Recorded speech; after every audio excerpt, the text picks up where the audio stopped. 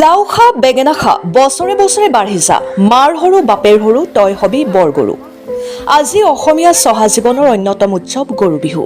অসমৰ বিভিন্ন প্ৰান্তৰ দৰে দেৰগাঁও ইকৰাণী গাঁৱৰ স্থানীয় ৰাইজে গৰু বিহুৰ আনন্দত মতলীয়া হৈ গৰু গা ধুৱাইছে।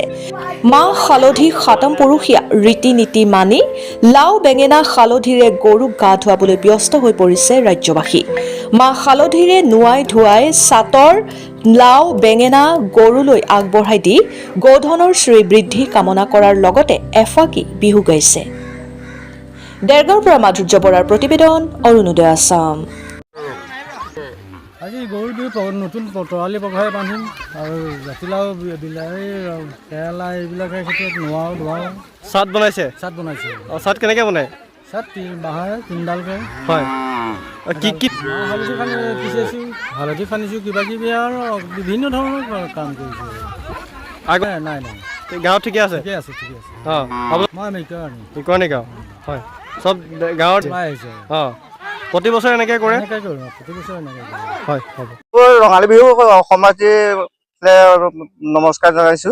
গৰু বিহুৰ কাৰণে আমি চাট বাঁহ কাটি আগটো লৈছো, আগটো লৈ পিনি চাট বনাইছো।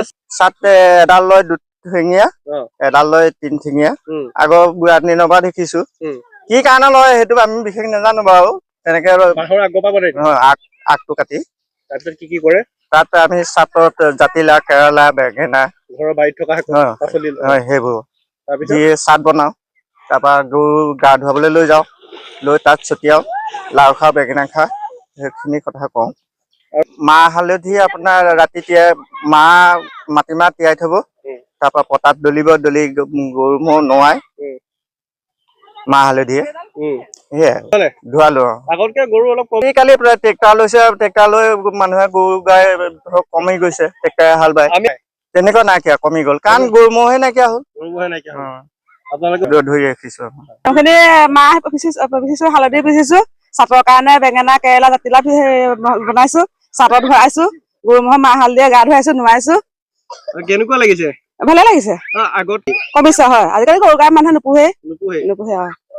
অসমীয়া চবকে শুভেচ্ছা জনাইছো, ৰঙালী বিহু শুভেচ্ছা।